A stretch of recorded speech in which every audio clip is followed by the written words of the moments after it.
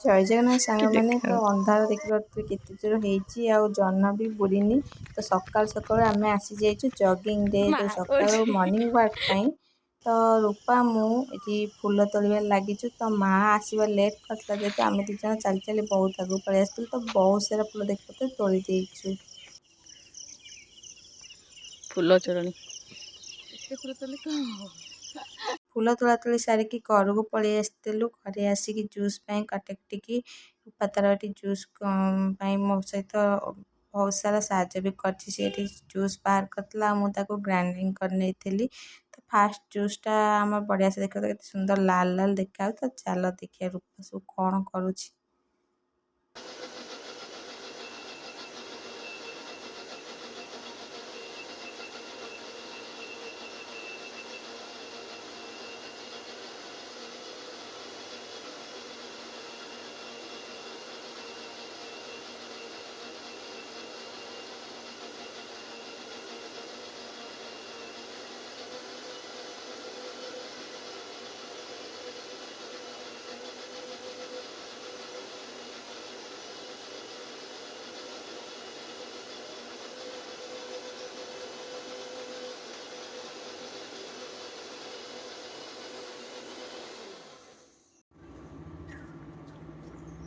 ତୁ କଇଁଚିରେ କାଟି ଦେଇଥାନ୍ତୁ, ଏକାରେ ପନିକିରେ କାଟୁଥିଲୁ। ଭଜଉନୁ ବେକାରଟାରେ କାଇଁ ହାତରେ ବନେଇ ରଖିଛୁ। ବଢ଼ିଆ ଦେଖାଯାଉଛି। ଏମିତି ଖାଇଦେବା ଇଚ୍ଛା ହେଉଛି, କିନ୍ତୁ ଖାଇହେବନି। ଲଡ଼ୁ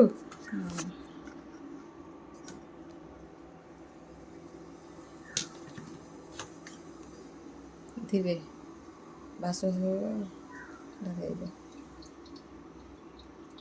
ଆ ଦେହରେ ପତ୍ର ମିଶିଛି। ଫାଷ୍ଟରେ ପତ୍ର ମିଶି ନଥିଲା, ମା ଆଣି ନଥିଲା ପତ୍ରଟା। ସେଇଥିପାଇଁ ସିଏ ଅଲଗା କଲର୍ ଦେଖାଯାଉଛି, ଟିକେ ଅଲଗା କଲର୍ ଦେଖାଯାଉଛି। ଷ୍ଟାଫ୍ ମଧ୍ୟ ଗ୍ରାଇଣ୍ଡିଙ୍ଗ କରିଦେ। ଜୁସ୍ କଲା ପରେ ମନେ ପଡ଼ିଥିଲା ଆମ୍ବ ଦୁଇଟା ଆମେ ଫୁଲ ତୋଳିବାକୁ ଗଲାବେଳେ ଗୋଟେଇକି ଆଣିଥିଲୁ। ତ ବହୁତ ସୁନ୍ଦର ଆମ୍ବ ଦେଖି ମନ ହେଇଥିଲା କିଛିଟା ଆଚାର କରିବା। ତ ଆଚାର ରେସିପି ମୁଁ ନିଶ୍ଚୟ ଅପଲୋଡ଼ କରିବି ଆପଣମାନଙ୍କ ପାଇଁ। ମୁଁ ତ ଏଇ ରେସିପି ଏମିତି ଫେସବୁକରେ ଦେଖିଦେଇଥିଲି। ତ ରୂପା ସେଥିପାଇଁ ତା ପାଇଁ ଆମ୍ବ କଟାକଟି ଷ୍ଟାର୍ଟ କରିଦେଇଥିଲା। ସେ କହିଲା ଧଳା ଧଳା ଛିଟ ଛିଟ ହେଇଛି ଖଟା ଆମ୍ବ। ଫ୍ରିଜରେ ରହିଛି ଜଣାପଡ଼ୁନି। ଏତେ ଯାତ୍ରା କରିବାକୁ କଣ ଚାଲ ଉପରକୁ।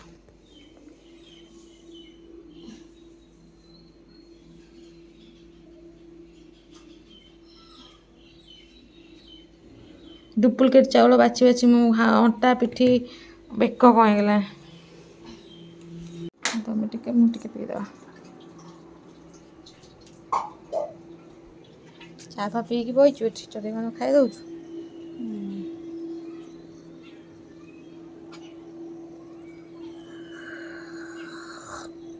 ନହେଲେ ଟିକେ ପିଇଦେବୁ, ଆଉ ଦୁଇଟା ମାରିଦେ।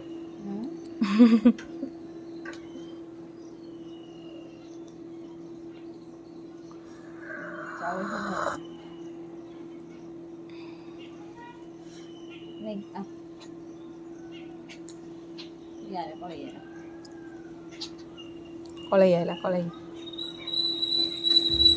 ଆଉଲେ ପକା ଆଉ ପକା ସରିଗଲା ତାର।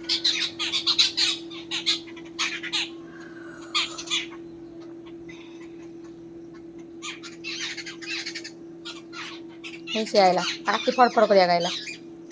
ଏକ ଚାର କୁକୁର ଉଡେଇଲ। ଏକାଥରେ ସିଏ ଯଦି ଇଏ ହବ କରିଦେଇକିନି ଆସିବେ।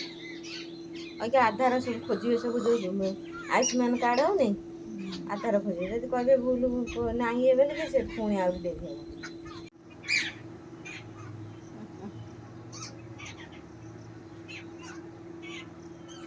ଆସିବ ରହ ପାଣି ତା କତିକି ପଡ଼ିଗଲେ ସେ କାହିଁ ଯିବ।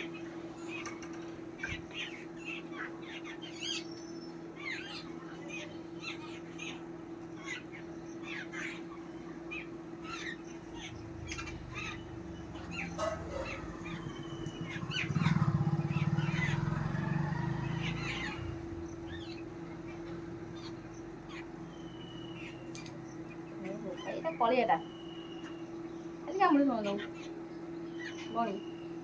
ଚଢ଼େଇମାନଙ୍କୁ ଖାଇବା ପିଇବା ଦେଇ ଆମେ ବାହାରି ଯାଇଥିଲୁ ଦୋକାନକୁ। ଟାଇମ୍ 9ଟା ପାଖାପାଖି ହେଇଯାଇଥିଲା। ତ ଦେଖିପାରୁଥିବେ କେତେ ଜୋର ଖରା ଆସିଲା। ଆଜି ତ ଚଢ଼େଇମାନେ ଲେଟ୍ରେ ଆସିଛନ୍ତି, କିନ୍ତୁ ଆମ କାମ ସେମ୍ ଟାଇମ୍ରେ ସରିବା ଦରକାର, ନହେଲେ ବହୁତ ସାରା ଲେଟ୍ ହେଇଯିବ। ତ ମୋର ସକାଳ ଆରମ୍ଭ ହୋଇଥାଏ ଜୁସ୍ ଆଉ ଫ୍ରୁଟ୍ସ ସହିତ। ଫାଷ୍ଟ ମୁଁ ଜୁସ୍ କରିଥାଏ, ଯେଉଁଟାକି ପାଳଙ୍ଗ, ମେଥି, ସବୁ ଏଇସବୁ ଜିନିଷ ମୋତେ ଯାହା ସବୁ ପସନ୍ଦ, ତ ସବୁ ପସନ୍ଦ ଅପସନ୍ଦ, ତା ସହିତ ଧନିଆ ପୁଦିନା ସବୁ ପ୍ରକାର ଜିନିଷ ପକେଇକି ତା ସହିତ ପାଣି କଖାରୁ ପକାଇ ପାରିବେ, ଲାଉ ପକାଇ ପାରିବେ, ଗାଜର, ବିଟ୍, ଏ ସବୁ ଜିନିଷକୁ ମୁଁ ତା ଦେହରେ ଆଡ଼୍ କରିଛି। ଆଉ ତା ସହିତ ଅଦା, ଟିକେ ଲେମ୍ବୁ ବଢ଼ିଆ ସେ ଚିପୁଡ଼ିକି ତାକୁ ବଢ଼ିଆ ସେ ଗ୍ରାଇଣ୍ଡିଙ୍ଗ କରିକି ତା ଦେହରେ ହାଲକା କଳା ଲୁଣ ପକାଇକି କିମ୍ବା ସିନ୍ଦା ନମକ ବି ପକାଇ ପାରିବେ, ପକାଇକି ମୁଁ ଏନ୍ଜୟ କରେ। ସକାଳୁ ବହୁତ ଭଲ ଲାଗିଥାଏ ଏଇ ଜୁସ୍ଟା, ଆଉ ଦିନସାରା ପୁରା ଫ୍ରେଶ୍ ରହିଥାଏ। ତ ବହୁତ ଭଲ ଲାଗେ ମୋତେ ତ ଏଇ ଜୁସ୍ଟା। ଆପଣମାନେ କେଉଁ ଜୁସ୍ ପିଇବାକୁ ଭଲ ପାଆନ୍ତି କମେଣ୍ଟ କରିବେ। ତ ପାଳଙ୍ଗ ଜୁସ୍ ପିଇଛନ୍ତି? ପାଳଙ୍ଗ ଜୁସ୍ ବହୁତ ଭଲ ଲାଗିଥାଏ ମୋତେ। ତ ପାଳଙ୍ଗ ଜୁସ୍ ପର୍ସନାଲି ବହୁତ ପସନ୍ଦ। ତ ଡ୍ରାଏ ଫ୍ରୁଟ୍ସ ଖାଇଲା ପରେ ମୁଁ ତା ଦେହରେ ଆଡ଼୍ କରିଥିଲି ଖଜୁରୀ। ତ ରୂପା ପାଇଁ କିଛିଟା ବାହାର କରି ରଖିଦେଲି, ମୁଁ ମୋ ଭାଗ ଖାଇ ନେଇଥିଲି, ରୂପା ପାଇଁ ରଖିଦେଇଥିଲି। ତ ମୁଁ ଖାଇସାରିଲା ପରେ ମୁଁ ମୋର ଉପମା ଖାଇଥିଲି। ତ ରୂପାର କାମ ସରିନଥିଲା, ସେ ତା କାମ ସାରିକି ଆସିବ, ତ ମୁଁ ମୋର ଖାଇବା ଷ୍ଟାର୍ଟ କରିଦେଇଥିଲି ସେଥିପାଇଁ। ତ ମୁଁ ଖଜୁରୀ ଗୋଟେ ପରେ ଗୋଟେ ଖାଉଥିଲି, ଆଉ ରୂପା କଥା ଭାବୁଥିଲି। ତ କେତେ ଲେଟ୍ ତା'ର କାମ ସାରିବା, ତ ଲେଟ୍ରେ ଭାରି ଧୀରେ ଧୀରେ କାମ ତା'ର ଧୀରେ ଧୀରେ କାମ କରିକି ତା'ର ସେମ୍ ଟାଇମ୍ରେ ଉଠିକି ମୋ ସହିତ ତା'ର ଏତେ ଜଲ୍ଦି କାମ ସରିନି। ତା ପାଇଁ ସେପଟ ସାଇଡ଼୍ କରିଦେଲି ଖାଇବା, ତ ଡ୍ରାଏ ଫ୍ରୁଟ୍ସ ବଗେରା। ତ ମୁଁ ମୋର ଏବେ ଉପମାକୁ ଏନ୍ଜୟ କରିବି। ତ ଚାଲନ୍ତୁ ଦେଖିବା ଫୁଲ୍ ବ୍ଲଗ୍ ଭିଡ଼ିଓ।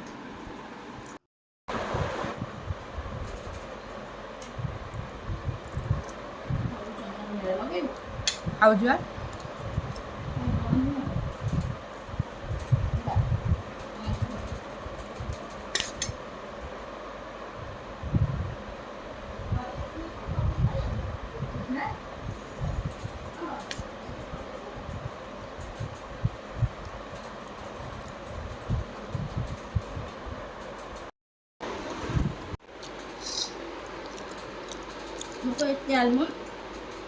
ଖାଇଲାନି ବା, ଭାତଟା ଖାଇଲାନି। ଏଟା କଦଳୀ ଥୋଇଛି, ଖାଇଦେ ଚାପା କଦଳୀଟା। ପୁଷ୍ପା କଦଳୀ ଖାଇବାନି। ମୁଁ କହିଲି ମୋତେ ଦେଇଦେଲୁନି କାଇଁ? ଖାଇସା ଦେବି, ଖାଇଦେବୁ, ମନେ ନାହିଁ। ରୂପା ତା'ର ଡ୍ରାଏ ଫ୍ରୁଟ୍ସ ଖାଇବାରେ ଲାଗିଛି। ତ ମୁଁ ତ ଖାଇସାରିଥିଲି ଡ୍ରାଏ ଫ୍ରୁଟ୍ସ।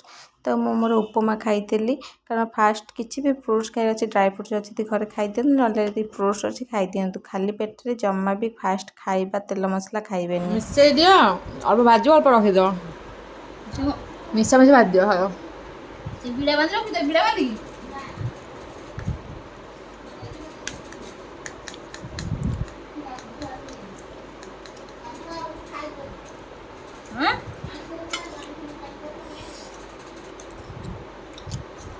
ଆଇନା ମୁଁ ଛାଡ଼ି ଦେଇଛି।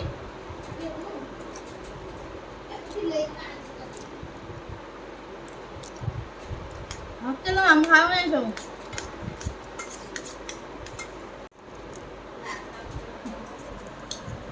ରୂପା ତା'ର ଡ୍ରାଏ ଫ୍ରୁଟ୍ସ ଖତମ କରି ଜୁସ୍ ବଗେରା ପିଆ ପିଇ କରିଥିଲା। ତ ମୋର ଖାଇବା ପାଖାପାଖି ସରିଗଲାଣି। ଆମେ ଦୁଇ ଜଣ ଏବେ କାମ ସବୁ ସାରି ଦେଇ ଦୋକାନକୁ ବାହାରି ଯିବୁ। ତ ଦୋକାନ ଯିବା ବାଟରେ ଆମକୁ ପ୍ରାୟ ଘଣ୍ଟେ ପାଖାପାଖି ଲାଗିଥାଏ ଦୋକାନରେ ଯାଇ କାମ ସାରିବାକୁ, କିନ୍ତୁ ପହଞ୍ଚିବାକୁ ମାତ୍ର ଲାଗିଥାଏ 5ରୁ 10 ମିନିଟ୍। କିନ୍ତୁ କାମ ବଗେରା ସବୁ ସାରିକି, ଦୋକାନ ସବୁ କାମ ସାରିକି ଆମେ ଘରକୁ ପଳେଇ ଆସିଥିଲୁ ଖରାବେଳେ। ଖରାବେଳ ଖାଇବା ଥିଲା ଆଜି କିଛି ସମଥିଙ୍ଗ। ତ ଆମର ଦହି ପଖାଳ, ତ ଦେଖିପାରୁଥିବେ ଦହି ପଖାଳ। ରୂପା ତ ଛୁଇଁ ଚୋବେଇବାରେ ଲାଗିଗଲାଣି, ଆଉ ସଜନା ଛୁଇଁ ଯେଉଁଟାକି ସୋରିଷ ମସଲା ଦେଇକି ଭଜା ହେଇଛି, ତ ବହୁତ ହି ଟେଷ୍ଟି ଲାଗିଥାଏ। ତ ଏଇଟା ହେଉଛି ମଦ୍ରଙ୍ଗ ଶାଗ ଭଜା। କେତେଜଣ ଜାଣିଛନ୍ତି କମେଣ୍ଟ କରନ୍ତୁ ମଦ୍ରଙ୍ଗ ଶାଗ ଭଜା। ତ ମୋତେ ତ ବହୁତ ସାରା ଟେଷ୍ଟ ଲାଗିଥାଏ, ବହୁତ ଭଲ ଲାଗିଥାଏ। ସାଧାରଣତଃ ଏଇଟା ଆମର ବାରିମାନଙ୍କରେ ମିଳିଥାଏ, ରାଗ ଆଉ କରିଦେବ କି? କୌଣସି ଗାଡ଼ିଆ ପୋଖରୀ ଯଦି ବାଡ଼ିରେ ଥାଏ ତା କରରେ ବି ହେଇଥାଏ। ତ ବହୁତ ଭଲ ଲାଗିଥାଏ। ମିଠା ଶାଗଟି ବହୁତ ଟେଷ୍ଟି ଲାଗିଥାଏ। ମା ପୁରା ଗରମ ଗରମ ଭାଜି ଦେଇଥିଲା ଯେତେବେଳେ ଆମେ ଘରକୁ ଫେରିଥିଲୁ। ତ ଘରେ ଆସିକି ପହଞ୍ଚିଲା ବେଳକୁ ମା ପୁରା ଗରମ ଗରମ ଶାଗ ଭାଜିକି ଆଣିକି ଆମ ପାଖରେ ଥୋଇଥିଲା। तो बहुत ही टेस्टी होता शाग भजा। आपण मैंने केवे ट्राए करचंदी कमेंट करेंगे। तो मत तो शाग भजा बहुत पसंद। आपण मन कौ शाग पसंद? मत तो शाग मात्र सब प्रकार शाग पसंद। तो रूपार मोर पखाल सहित शाग भजा और छुई आलू भजा बहुत सारा एंजॉय करती। तो मत बहुत पसंद अच्छी। आज तो गरम गरम भजा खाई मजा ही आसीगला। तो खराले खेपे सारिकी आम पलि आसलु दुकान को। तो दुकान रे बाड़ी रे बुलु बुलु एमती पानी दौली। तो पानी दौ देखिली कि एते सारा पानी ठिया हो गलानी। पाइप फाटिकी एटी पानी बाहर जाइए। आउ देखिपे केते सारा चढ़ई आसिकी एटी सब पानी रे गाधियार लगी। सुंदर दृश्य देखिदेली तो मत बहुत भल लगी। तो भाविले आपण मान सहित भी शेयर करी। तो वीडियो टी को एंजॉय करंतु और साउंड को भी एंजॉय करंतु।